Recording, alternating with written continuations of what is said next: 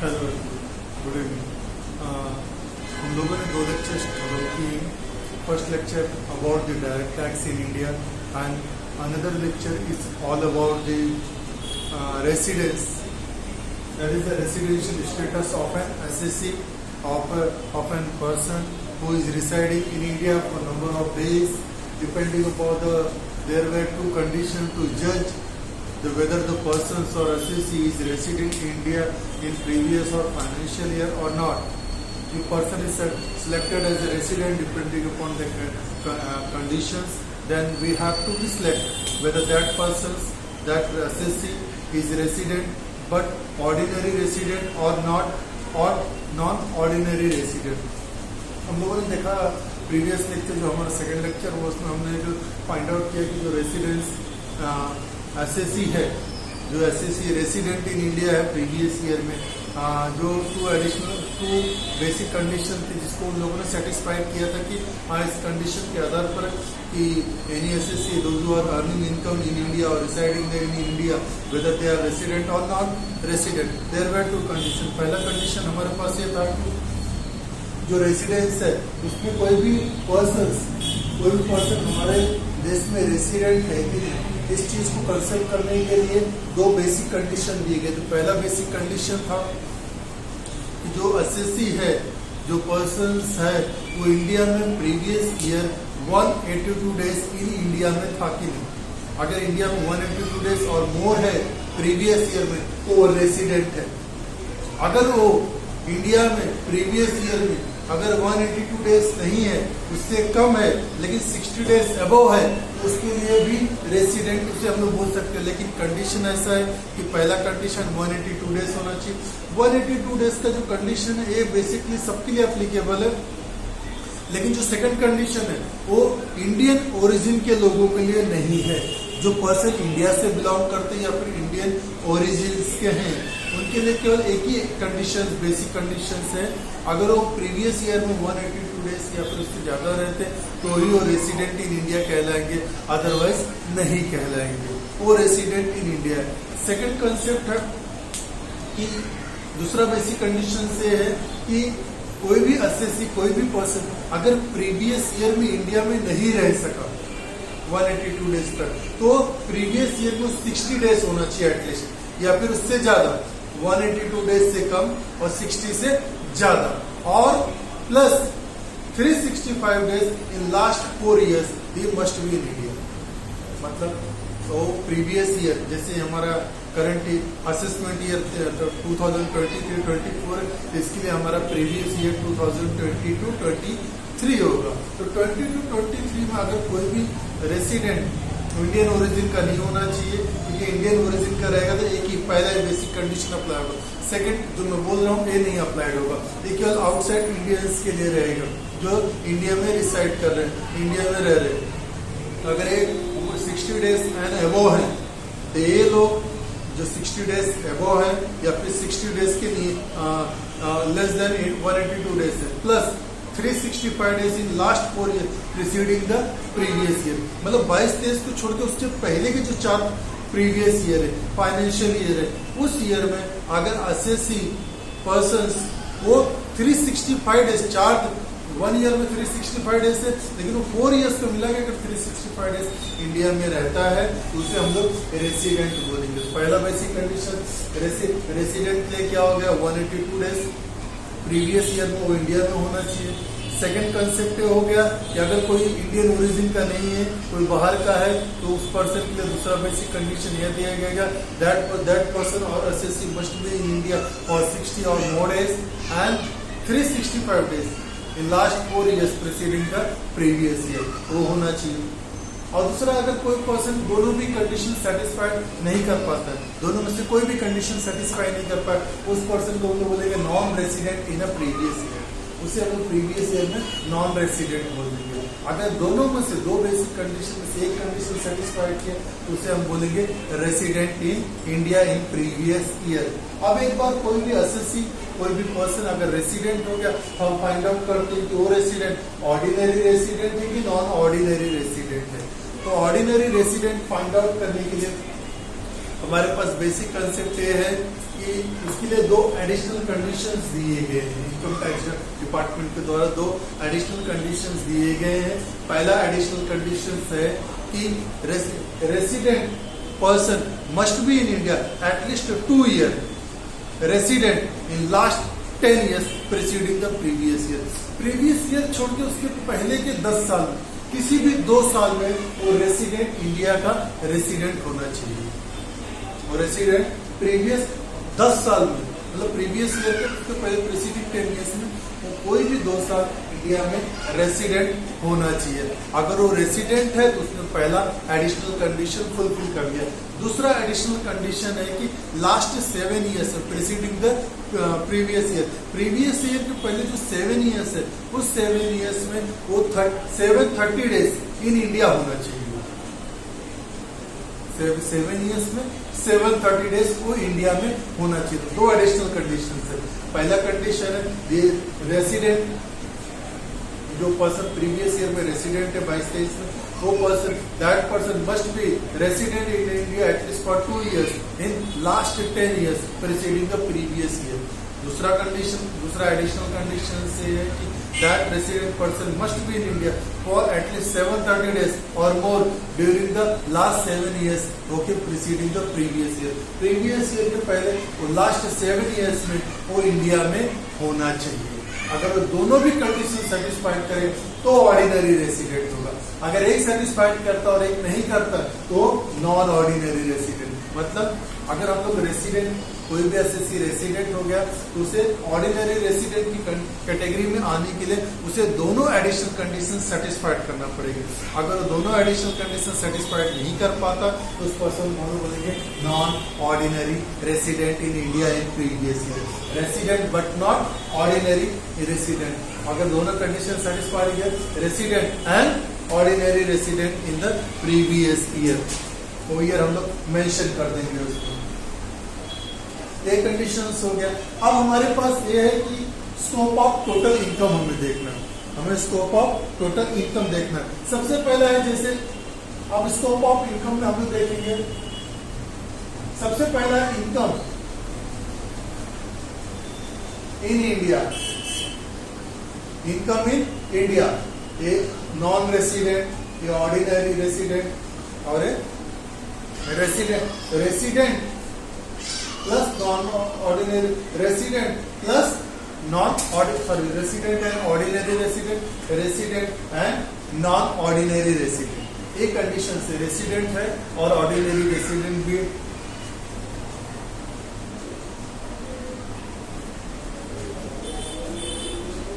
वो रेसिडेंट है, ordinary resident है, रेसिडेंट है बट नॉट ऑर्डिनरी रेसिडेंट भी। ये तीनों कंडीशंस वहां पे सेटिस्फाइड है, फुलफिल है पूरी तरह। तीनों चीज बेसिकली परफेक्टली क्लियर है, जहां पे कोई इश्यू नहीं आ सकता। अब पहले जब हम नॉन रेसिडेंट की बात करते हैं, नॉन रेसिडेंट अगर इनकम इन इंडिया है तो इसको भी टैक्सेबल। अगर कोई non resident in India previous year, जो ऑर्डिनरी और नॉन ऑर्डिनरी रेसिडेंट है, इन्हें भी ये तीनों को टैक्सेबल है। ये टैक्सेबल देख रहे हैं हम लोग। Total scope of income, total of scope of income में ऐसा है कि इनकम कहीं पर भी ओरिजिनेट हो जो ऑर्डिनरी रेसिडेंट से पूरा टैक्सेबल है। चाहे आप इंडियन में कमाओ, इंडिया में कमाया, रिसीव किया, या फिर डीम टू बी रिसीव्ड है, या फिर एक्रू है बट नॉट रिसीव्ड है, या फिर इंडिया से इनकम जनरेट हो रहा है फॉरेन में रिसीव, या फिर फॉरेन में रिसीव्ड हो रहा है। ऑर्डिनरी रेसिडेंट को सारे इनकम टैक्सेबल है, लेकिन जो नॉन ऑर्डिनरी रेसिडेंट है फॉरेन इनकम से उसको नहीं टैक्स। और जो रेसिडेंट है इसे केवल इंडिया में जो इनकम रिसीव्ड होगा नॉन रेसिडेंट को वही केवल टैक्सेबल है, बाकी कोई इनकम टैक्सेबल नहीं है उसे। दूसरा आता है इनकम विच इज एक्रू और arise in India. Income accrue और अराइज इन इंडिया। ऐसा कोई इनकम जो इंडिया में है, इंडिया से जनरेट हो रहा है, इंडिया में एक्रू हुआ, ड्यू हुआ और इंडिया में ही अराइज हुआ, आपका इनकम बना, तो किसे टैक्सेबल है? वो तीनों पर्संस को टैक्सेबल है। चाहे नॉन रेसिडेंट हो, चाहे रेसिडेंट ऑर्डिनरी रेसिडेंट हो, चाहे resident and non ordinary resident हो, तीनों को इनकम टैक्स। मतलब कोई इनकम इंडिया में मिला, वो टैक्सेबल। किसको? तीनों को भी, चाहे नॉन रेसिडेंट हो चाहे रेसिडेंट की, दोनों कैटेगरी में, ऑर्डिनरी एंड नॉन ऑर्डिनरी। और कोई इनकम इंडिया में एक्टिव हो रहा है और या फिर इनकम इंडिया में किसी का इनकम रेडी हो रहा है, कोई इंडिया में इनकम कमा रहा है, इंडिया में रिसीव कर रहा है, इंडिया में रिसीव होगा, उससे तो क्या बोलेंगे? टैक्सेबल। तीसरा आता है जिसका deemed to be received in India, deemed to be received in India. ऐसा कोई इनकम जो इंडिया में रिसीव होगा या फिर सोचा जा रहा है रिसीव होगा, ऐसा अज्यूम किया जा रहा है कि इंडिया में मिलेगा, ये तीनों को टैक्सेबल। ऐसा कोई भी इनकम जो इंडिया में मिले या इंडिया में मिला या मिल सकता है या फिर अराइज हो रहा है, ये सभी को टैक्सेबल है।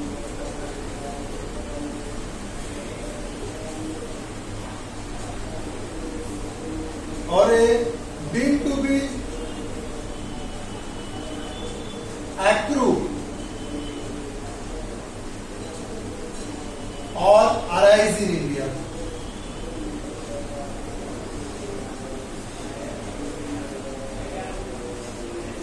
अभी तो हमने देखा कि एक पढ़ा में अक्रू और अराइज इन इंडिया, ऐसा कोई इनकम जो इंडिया में आपको जनरेट हो रहा है, लेकिन आपको कंसेप्ट है डीम्ड टू बी एक्रू और अराइज इन इंडिया। अब ऐसा इनकम ये सोचा जा रहा है या फिर ये अंदाज लगाया जा रहा है कि ये इनकम आपको इंडिया में मिल सकता है, इंडिया में अराइज हो सकता है, वो भी तीनों को टैक्सेबल, वो भी तीनों को टैक्सेबल हो जाएगा। इसमें किसी भी प्रकार का इंडिया में मिला या मिल सकता है या फिर मिलेगा, ये सब का सब इनकम आपको क्या हो जाएगा? टैक्सेबल। अब ऐसी कोई इनकम जिसकी कंपनी कहाँ है? इंडिया में, हेड ऑफिस कहाँ? इंडिया में, वो कंपनी कहाँ है? इंडिया में, या फिर कंपनी के सेक्टर्स का इनकम, और इसी सेक्टर से आपको इनकम अराइज हो रहा है, लेकिन आपको इनकम कहाँ मिल रहा है? फॉरेन में। इंडियन कंपनी जो कहाँ है? Setup in India, received in foreign.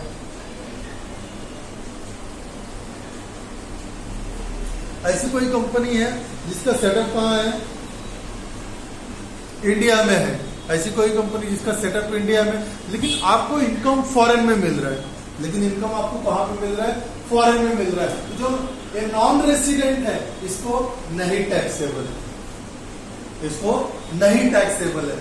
जो नॉन रेसिडेंट है, ऐसी कोई भी इनकम अगर आप फॉरेन में रह के कमा रहे लेकिन वो कंपनी इंडिया में सेटअप है, तो उसका इनकम जो रहेगा नॉन रेसिडेंट को किसी भी रूप में टैक्सेबल नहीं होगा। लेकिन जो ऑर्डिनरी या नॉन ऑर्डिनरी रेसिडेंट है, दोनों को टैक्सेबल हो जाएगा।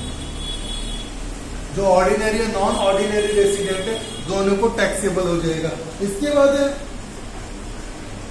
इसके अलावा और कोई इनकम जो आउटसाइड इंडिया अराइज भी हो रहा है, रिसीव भी हो रहा है, या फिर डूम टी भी रिसीव्ड होगा, वो क्या होगा? केवल जो ऑर्डिनरी रेसिडेंट है इसको होगा, बाकी non resident or non ordinary resident को नहीं होगा। ऐसा कोई इनकम जो आउटसाइड इंडिया जनरेट हो रहा है और आउटसाइड इंडिया जनरेट ही होगा, उसका इनकम का कोई भी पॉइंट्स, मतलब बोल सकते हैं इंडिया से कनेक्टेड नहीं होगा, इनकम इंडिया में अराइज ही नहीं होगा, तो उस इनकम को हम लोग क्या करेंगे? जो नॉन रेसिडेंट है और नॉन ऑर्डिनरी रेसिडेंट है, रेसिडेंट बट नॉट ऑर्डिनरी, इनको टैक्सेबल नहीं, लेकिन जो ऑर्डिनरी रेसिडेंट है इनको हर रूप में सारे इनकम टैक्सेबल रहेंगे पूरी तरह।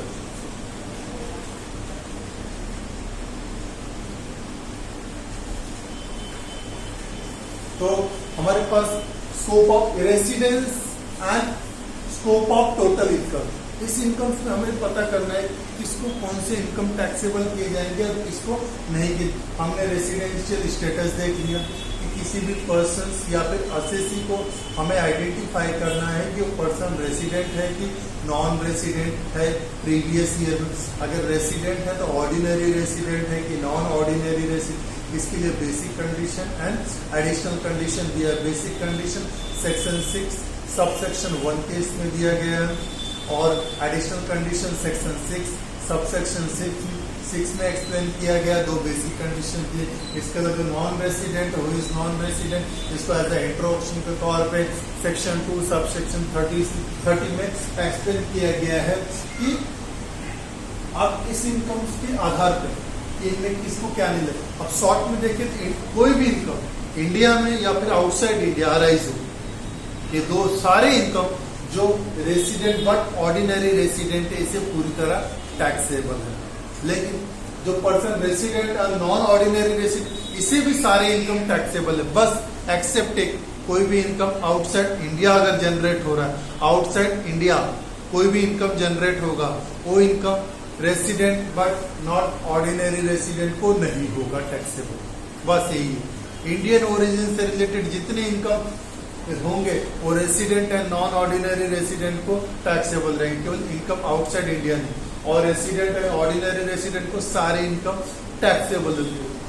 नॉन रेसिडेंट को वही इनकम टैक्सेबल होंगे जो इंडिया से है, इंडियन ओरिजिन से है, इंडिया में रिसीव्ड हुआ, इंडिया में एक्रू हुआ, इंडिया में अराइज हुआ, इंडिया में रिसीव्ड हुआ, इंडिया में डीम टू बी रिसीव्ड होगा, डीम टू बी एक्रू होगा, डीम टू बी अराइज होगा। ये सारे इनकम नॉन रेसिडेंट को टैक्सेबल। बट कोई कंपनी है जो सेटअप इन इंडिया है, यहाँ से रन कर रहा है, यहाँ से उसका कनेक्शन है, और इसके थ्रू कोई फॉरेन में कोई बैठा नॉन रेसिडेंट अगर उसको रिसीव कर रहा है वो टैक्सेबल नहीं है उसमें। और अगर कोई इनकम फॉरेन इनकम है, फॉरेन में ही रिसीव कर रहा है, एक्रू अराइज सब कुछ फॉरेन में हो रहा है और रिसीव भी फॉरेन, वो भी नॉन रेसिडेंट को नहीं। तो non resident or non ordinary resident ये दो लोगों को कोई भी इनकम जो आउटसाइड इंडिया जनरेट हो रहा है, अक्रू हो रहा है, अराइज हो रहा है, वो टैक्सेबल नहीं, बाकी अदर सारे टैक्सेबल है। सारे इनकम कोई भी इनकम हो और किसको टैक्सेबल है, रेसिडेंट एंड ऑर्डिनरी रेसिडेंट। इसके अलावा कुछ इनकम जैसे एग्रीकल्चर इनकम, एग्रीकल्चर लैंड से रिलेटेड है, एग्रीकल्चर से रिलेटेड है, वो इनकम कभी भी टैक्सेबल की कैटेगरीज में नहीं आएंगे परफेक्टली। वो हमें पूरी तरह उसको एक्टिविटीज को सॉल्व करते हुए, कोई भी क्वेश्चन सॉल्व करते हुए हमें कुछ चीजें ध्यान में रखनी पड़ेगी।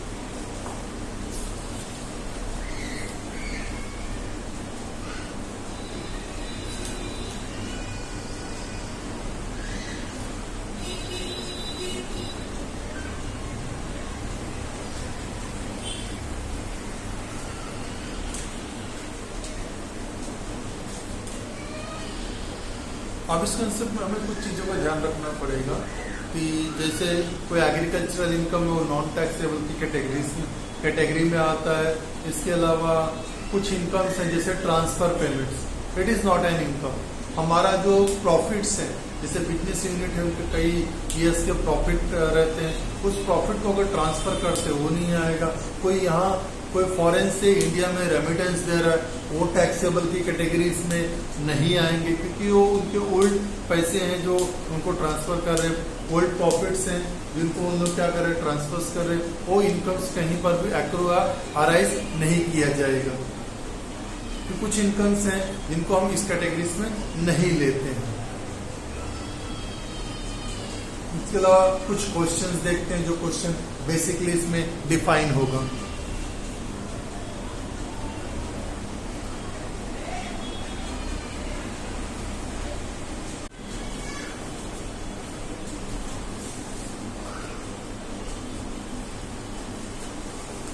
हेलो, तो हम लोग we were on the topic of the scope of total income and the residential. On the basis of residential status, we have to find out the scope of total income. So we were learning the topic of the one question solving the Mr. Toms, who was a resident in India for a number of following points, all three concepts. He was resident. If he is a resident, an ordinary resident, if he is a resident and non-ordinary resident, and he is a non-resident. If Mr. Tom have all three conditions, then we have to find out the total, whether that person is resident in India or non-resident in India. On the basis of that, we have to solve it. All conditions and all setups are there. On the basis of that,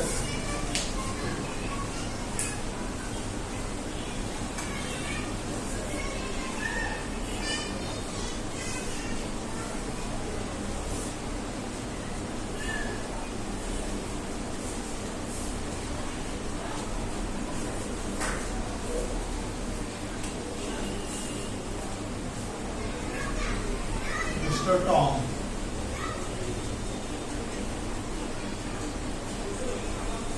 particulars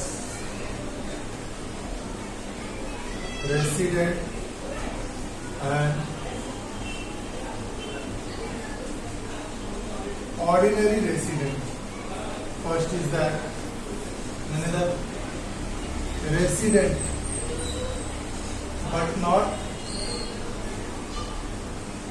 ordinary resident, and here the concept non-resident.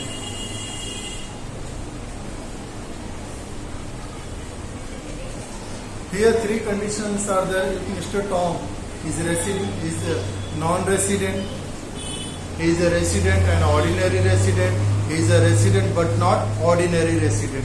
All three conditions we have to be classified their income on the basis of that. The first thing is that Mr. Tom, a British citizen, he is not from the Indian origin, he is the British citizen, had the following income during the financial year 31st March 2023. First, income from house property in India. Income from house property in India. It is the income which is received in India, arise and received in India, not the foreign income, not that it is accrued or deemed to be accrued. It is received, amount is 15,000. Here, computation.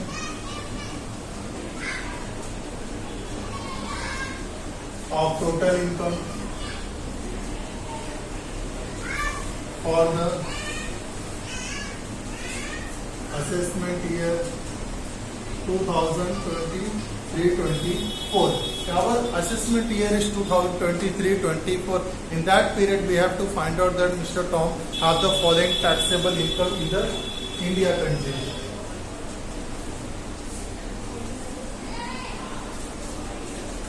Just a minute, I'm changing the marker.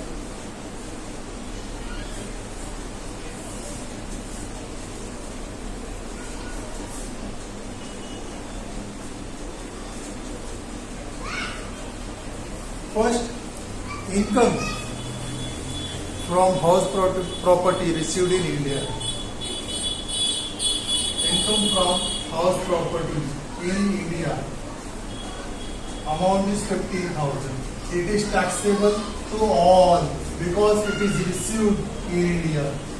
Any income which is received or arise in India, it is taxable to all, whether it is non-resident, ordinary or non-ordinary resident. Second is income from property in Rome. Property in Rome, it means income is arising in Rome and received in Rome. Rome is the another country, it is not in India, it is the outside India. Any property, any organization, any company or any business controlled from India but received in foreign, that is taxable to all. Sorry, that is taxable to resident and ordinary resident. But in case of house property, income received in Rome from house property, it means what? It is accrued or arise or received in India, outside India. It is not taxable to the non-resident and the person who is non-ordinary resident but not ordinary resident. It is not taxable to both of them. Only it is taxable to the resident and ordinary resident in India. The second is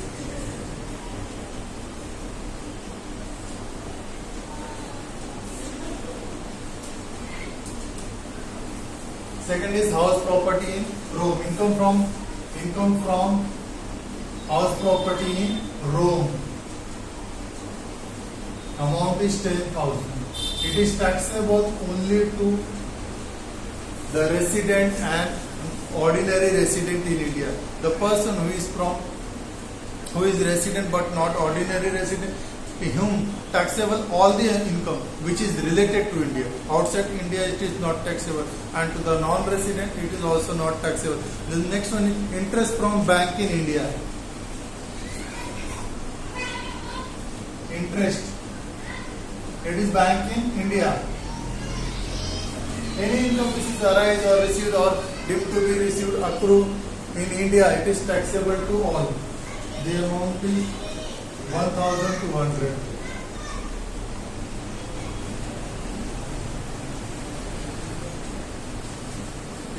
Any income which is received or deemed to be received in India, it is what?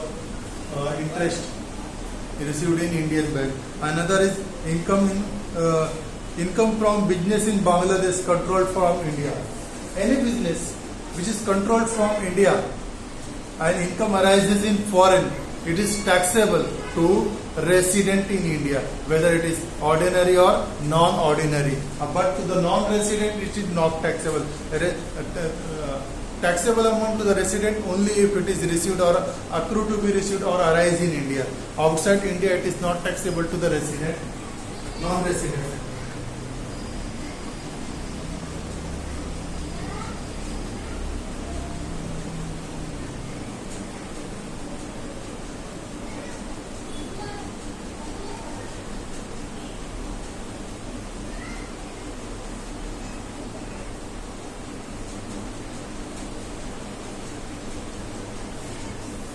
It is the income arises in Bangladesh and controlled from that business is controlled from India.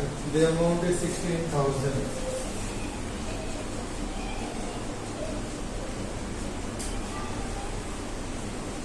Non-resident, it is not taxable. Another is interest received on bank account in USA.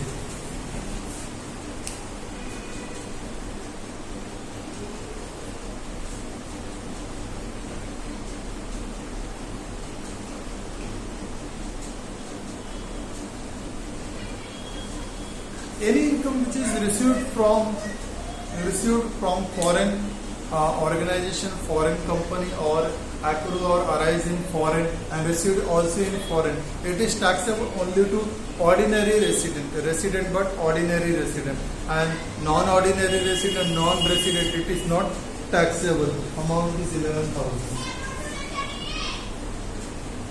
It is exempt, nil amount. Next one is salary earned and received in Tokyo. Salary earned and received in Tokyo. It is outside India. It is earned. It means it is arising outside India and received by outside India. Okay, it is taxable only to the resident and ordinary resident. Salary.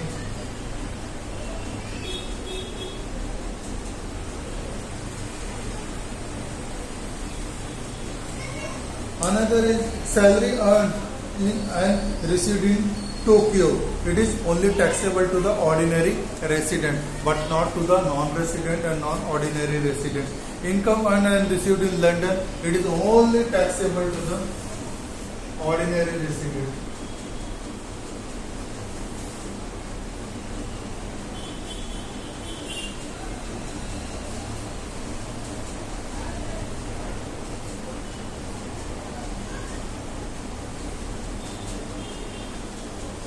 Now next is income earned in British company. Dividend from British company received in India.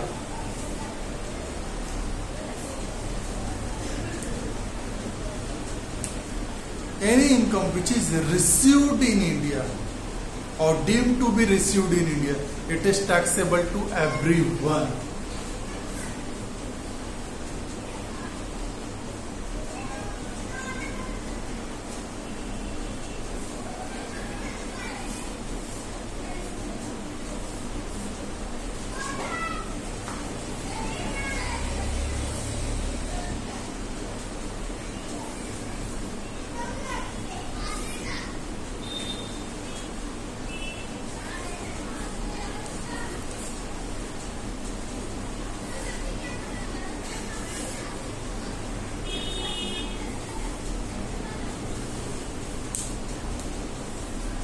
So basically there are many concepts, many points which we have to be considered while solving the scope of total income. Or scope of total income is divided and considered to be taxable income or non-taxable income on the basis of the resident in India or resident and ordinary resident in India, or resident and non-ordinary resident in India, or non-resident in India. All three categories are majorly has been defined and explained. Let us see. After that, we have to put the total of that. In every condition, if many persons are classified into number of categories, then what would be the total taxable income which we have received or deemed to be received in India? Another question is that Mr. David, a citizen of USA and non-resident in India during the previous year 2022-23. He gives you the following information related to his income from previous income.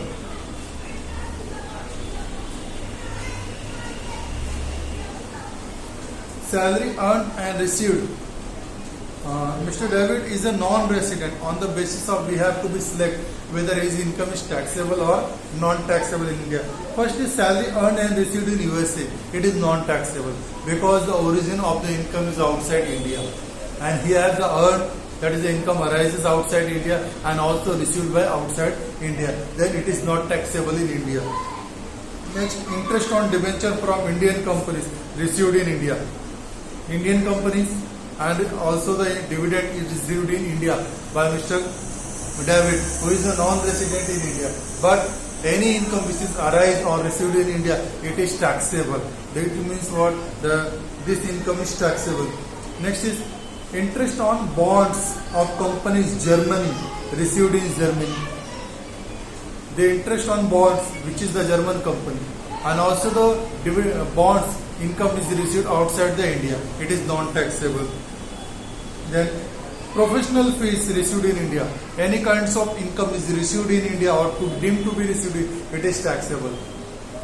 Next, income from business in London controlled from Mumbai. Any business which is controlled from Mumbai and income received in any business controlled in India, or any business which is controlled by the Indian companies or the Indian firm or Indian business sectors, and income is received outside in India, it is taxable only to the resident, whether it is ordinary or non-ordinary.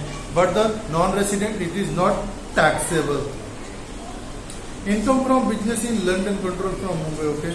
Interest on bank accounts in USA, it is outside India, it is not taxable to non-resident. Next concept is that Miss Sanjali, an Indian citizen, furnishes the following information of her income during the previous year. You are required to find out her gross total income for the assessment year 2023-24. If she alternatively resident and ordinary resident, resident but not ordinarily resident, and non-resident. Here we have to classify the income on the all three categories. First, income. Professional fees received in India. Any kinds of income received in India, it is taxable to all categories. Next one is income earned in India but received in France. Any income received in India, earned in India, it is taxable to all, whether received everywhere. Dividend on shares Indian Cooperative Bank received in India, it is taxable to all. Resident and ordinary resident, taxable. Resident but not ordinarily resident, taxable. Non-resident, taxable, because India is income arised in India, received in India also. Salary earned and received in France, it is totally outside. It is arises and received outside India. It is taxable to only one person, that is a resident and ordinary resident.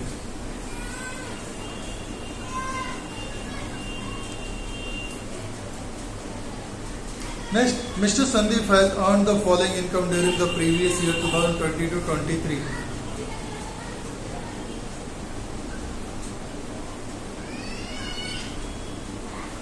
Compute his total income, assuming that he is non-resident in India.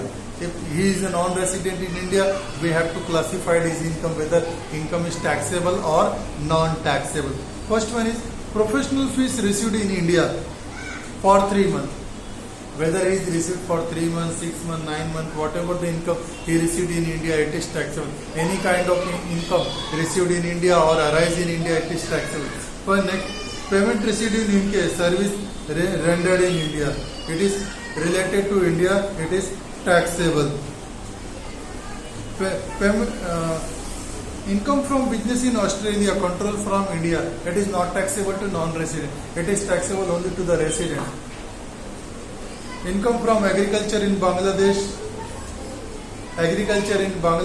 it is not taxable to non-resident. Income Dividend from foreign company received in India, non-taxable to non-resident. Amount brought in India out of past unexpected untaxed profit earned in USA. It is not taxable because it is a transfer payment. Earlier we have discussed that if any income arises outside India, that is taxable to the ordinary resident, but not ordinary resident. It is taxable only when it is received outside India, but that business must be controlled from India. And for the non-resident, any kind of income received outside India, it is not taxable.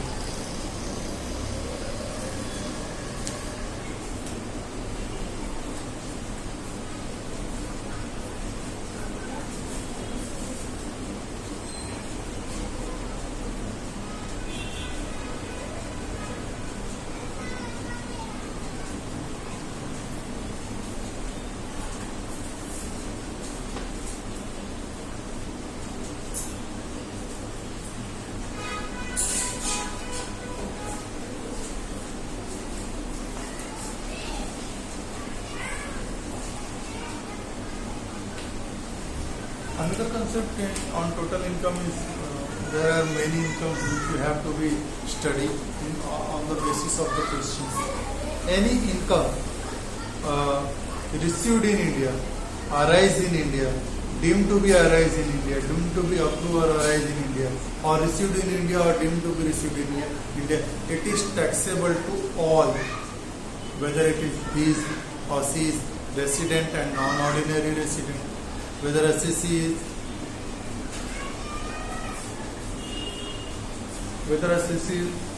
resident or ordinary resident but not ordinary resident and non-resident. Any income which is received outside India but that business is controlled from India, it is taxable only to the resident and ordinary resident but not ordinarily resident. Both are taxable. But for the non-resident, it is not taxable because income arising outside India, but that business is controlled from India, so it is taxable only to the resident. And any income which is arise outside India and also received outside India, but that not related to within India. In that case, only it is taxable only to the resident and ordinarily resident in India. The only one person is taxable.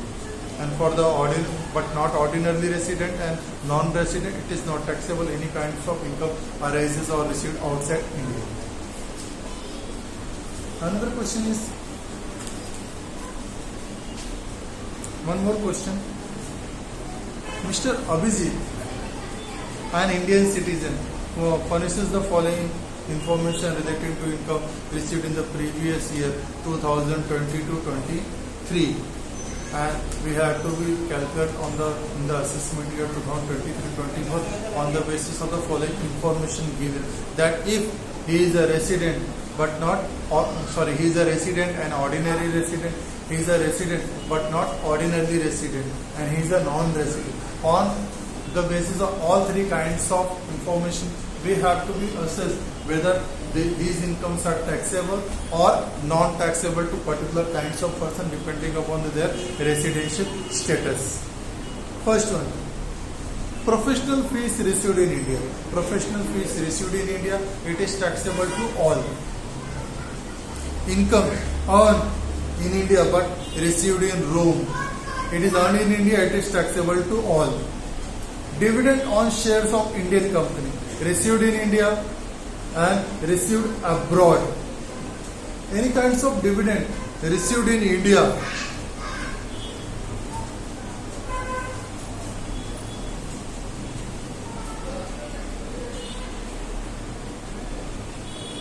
now the dividend is received from Indian companies. Indian companies, some dividends are non-taxable because already it is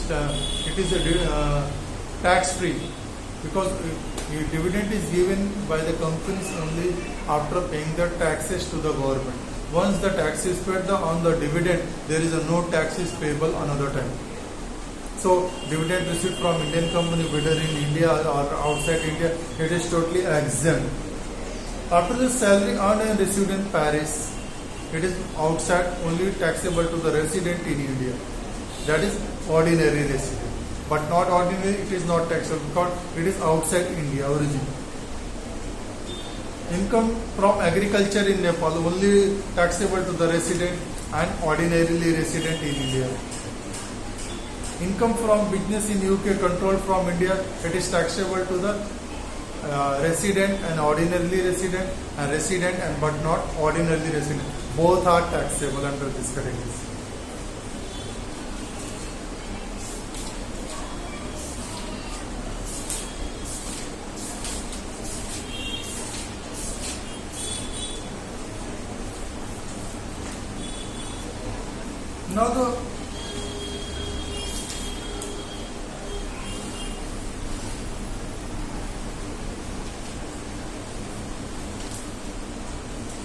Now the next is heads of income.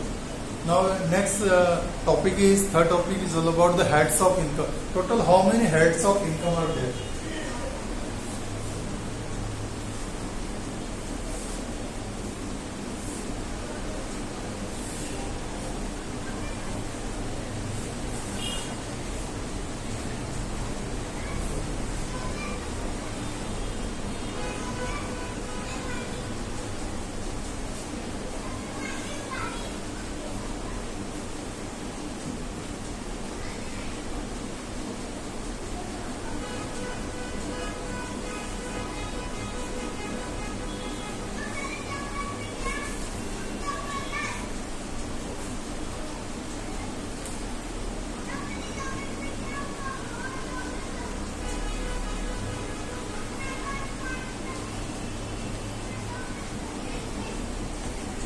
Now the next is heads of income.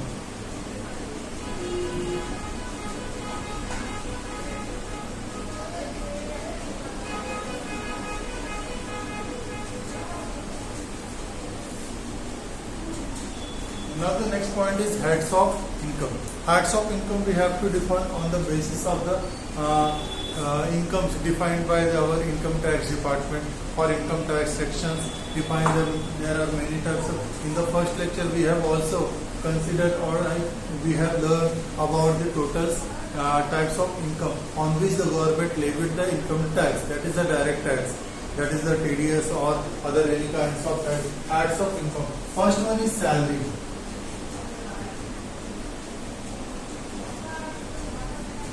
First one is income from salary. What is income from salary? Any income which is in the form of the employer and employee relationship, where the employer is paying to the employer for the work or duty has been performed by the particular employee to the employer, or on that benefit the employer is providing to the employee. This in salary, in the simple sense, there should be relation between the employer and employee, between two person, employer and employee, where the employee is performing the job, duties or any kinds of service to the employer, and on the basis of that employer is paying to the employee, and there should be continuation of work, that is the employment.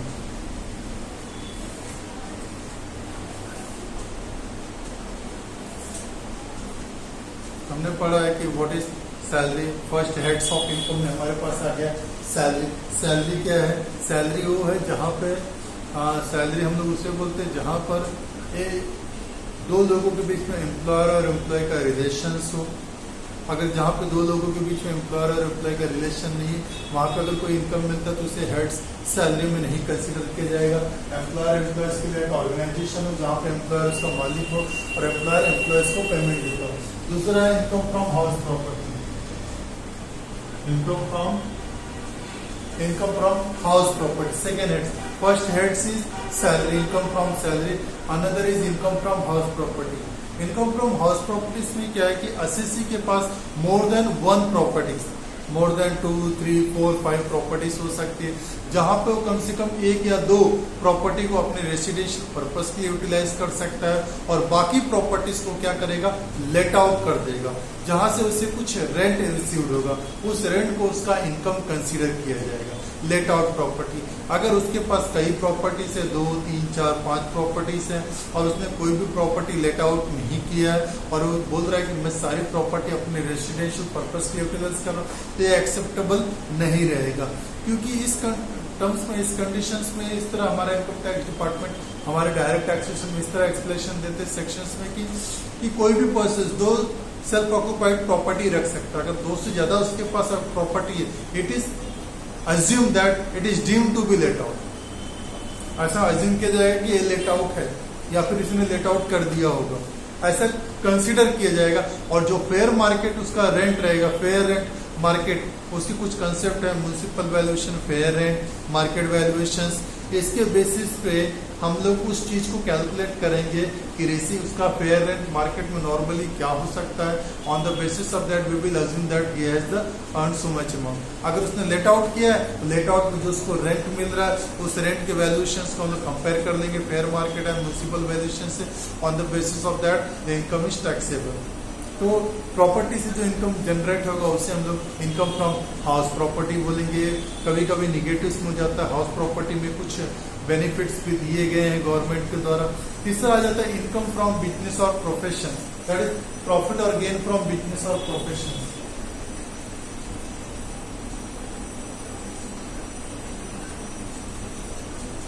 इसे पीजीबीएफ भी हम लोग बोल सकते हैं या PGBP भी बोल सकते हैं कि बिजनेस और प्रोफेशन से हमें क्या हो रहा है, इनकम जनरेट हो रहा है। तो यहाँ पर क्या होगा, हम बिजनेस कर रहे हैं, बिजनेस से प्रॉफिट अराइज होगा, कोई प्रोफेशन कर रहे हैं वहां से हम कोई फीस चार्ज करेंगे, लेकिन दोनों भी इनकम अर्न करने के लिए हम कुछ ना कुछ एक्सपेंडिचर्स करते हैं। उसको हम बिजनेस एक्सपेंडिचर और प्रोफेशनल एक्सपेंडिचर भी बोल सकते हैं। जो एक्सपेंडिचर क्या होगा, हमारी इनकम से माइनस होगा, बाद में हमें सरप्लस या प्रॉफिट के रूप में या लॉस या फिर डेफिसिट के रूप में कुछ न कुछ हमें अराइज होगा। अगर हमारा प्रॉफिट आता है तो प्रॉफिट हमारा टैक्सेबल इनकम के रूप में जाए, जो कॉर्पोरेट प्रॉफिट टैक्स होता है। उसके बाद चौथा है कैपिटल गेन और loss.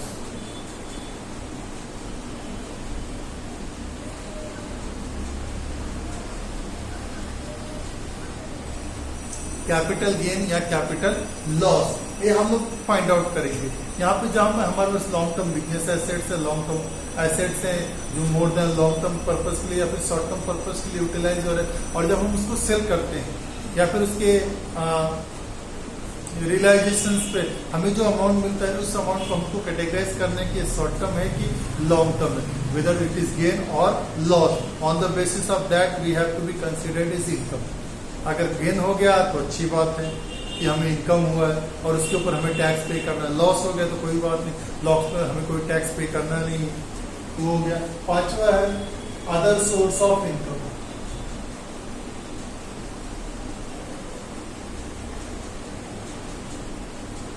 Other source of income, ऐसा कोई भी इनकम जो इंडिया में इनकम फ्रॉम सैलरी से नहीं है, इनकम फ्रॉम हाउस प्रॉपर्टी से नहीं है, इनकम फ्रॉम बिजनेस और प्रोफेशन से नहीं है, या फिर इनकम फ्रॉम कैपिटल गेन और कैपिटल लॉस से नहीं।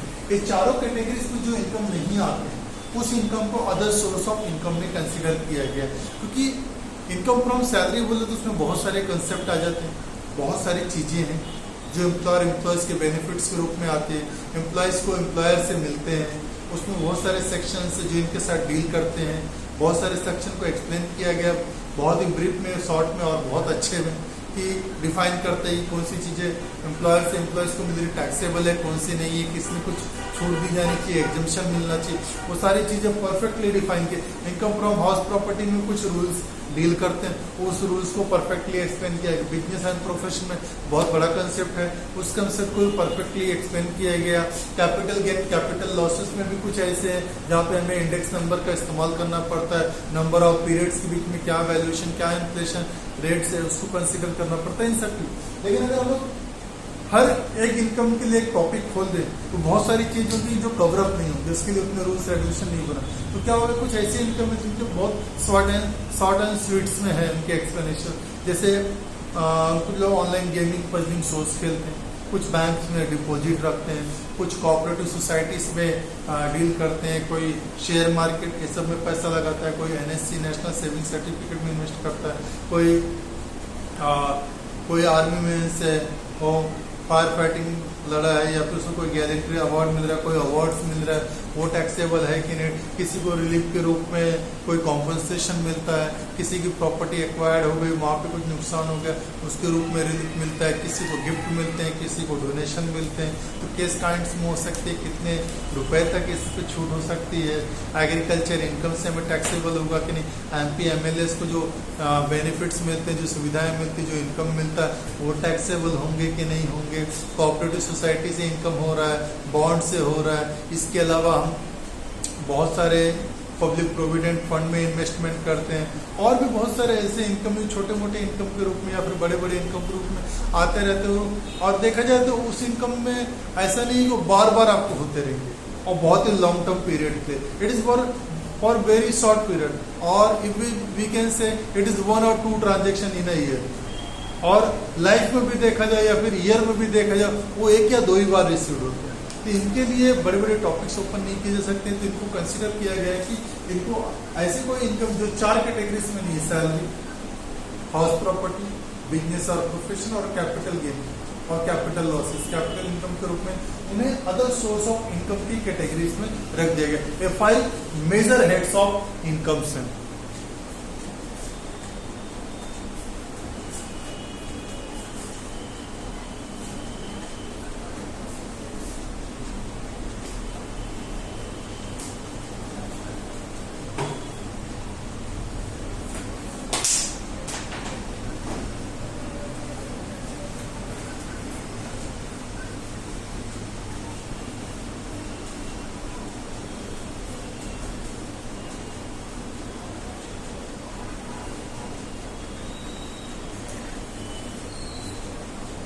तो 5 is the heads of income.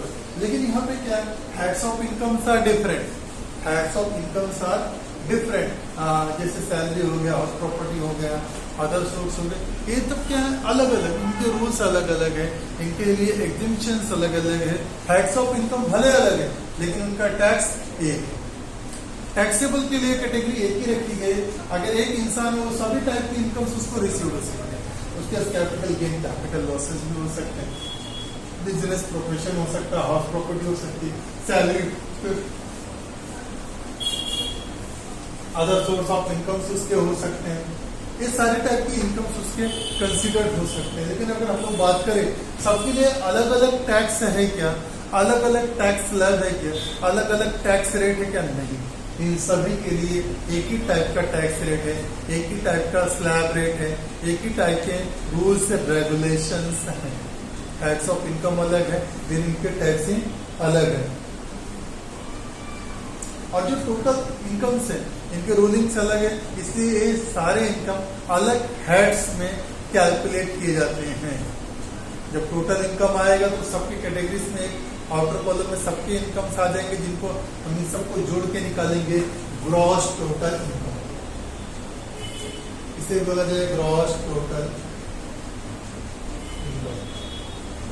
Income. हमें अलग अलग कैटेगरीज से हो जाएंगी, अलग अलग हेड से, अलग अलग रूलिंग से इन सब के लिए।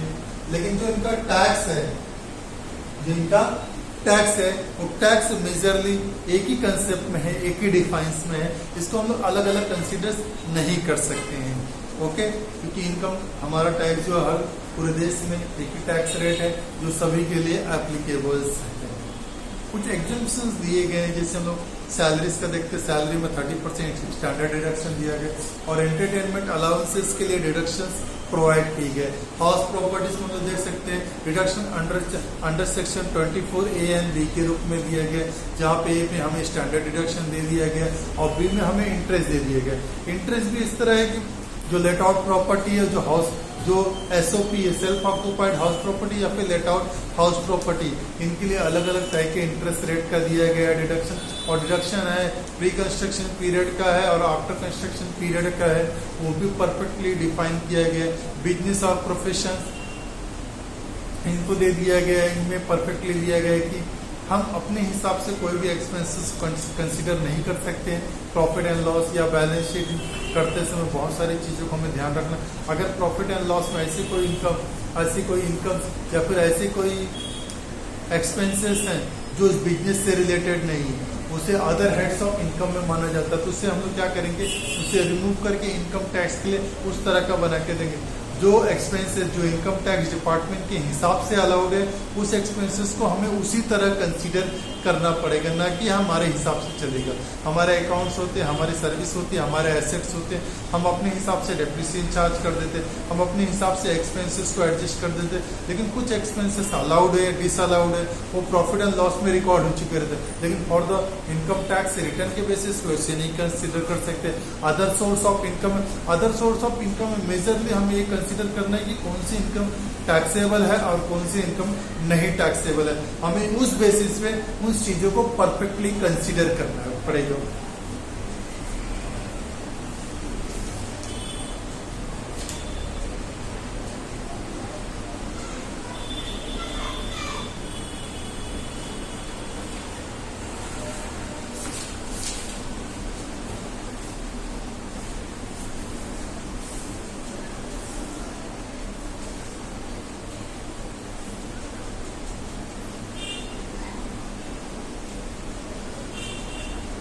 तो एक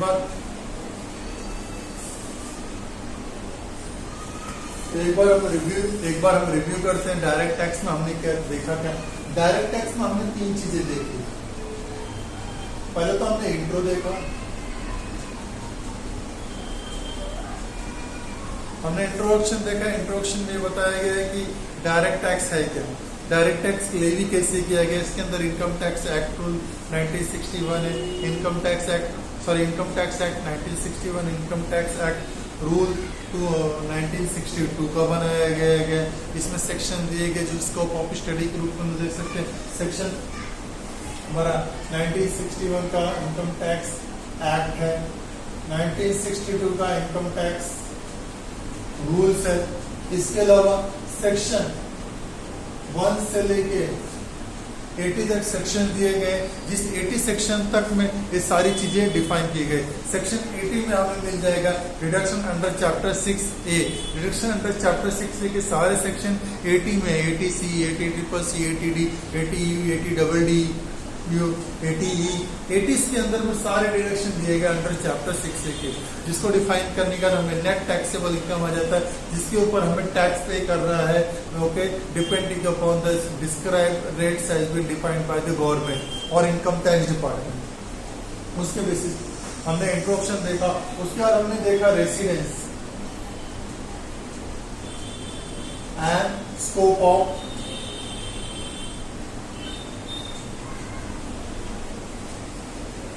हमने इंट्रोडक्शन देख लिया। इंट्रोडक्शन में हमने वो देखे, उसके अलावा किस हेड्स तक के इनकम चार्ज होते हैं हमने उनको देखा, वो टैक्सेबल किस तरह रहेंगे। उसके अलावा हमें ग्रॉस टोटल इनकम है, जब हमें टैक्सेबल इनकम निकालना है तो 5 हेड्स ऑफ इनकम है, वो 5 हेड्स ऑफ इनकम को हमको कंसिडर करना पड़ेगा।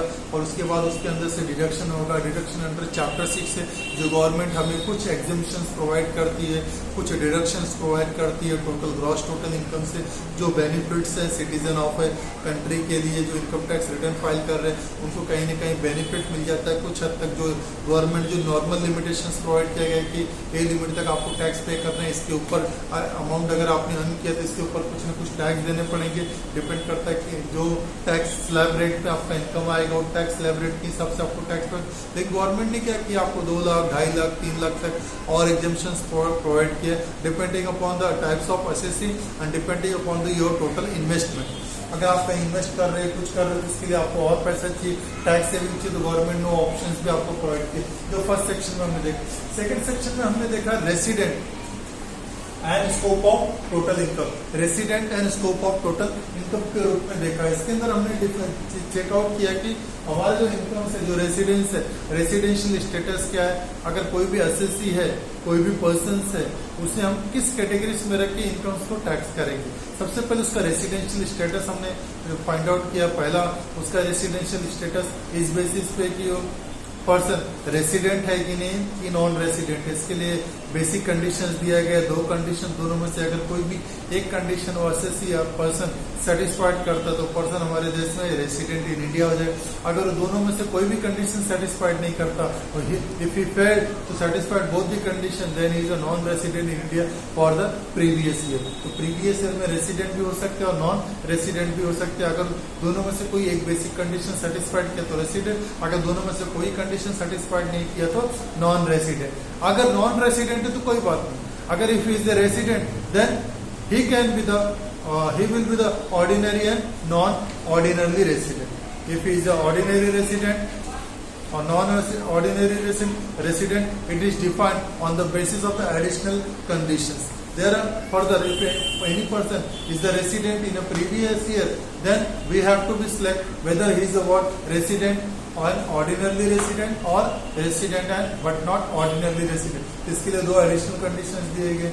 अगर दोनों एडिशनल कंडीशन को सेटिस्फाइड कर जाता है, ही is a resident and ordinarily resident. अगर दोनों में से एक भी कंडीशन सेटिस्फाइड करने में फेल हो जाता है, अगर if he fail to satisfy any condition, then he will be the what resident but not ordinarily resident in India, consider किया जाएगा इंडिया।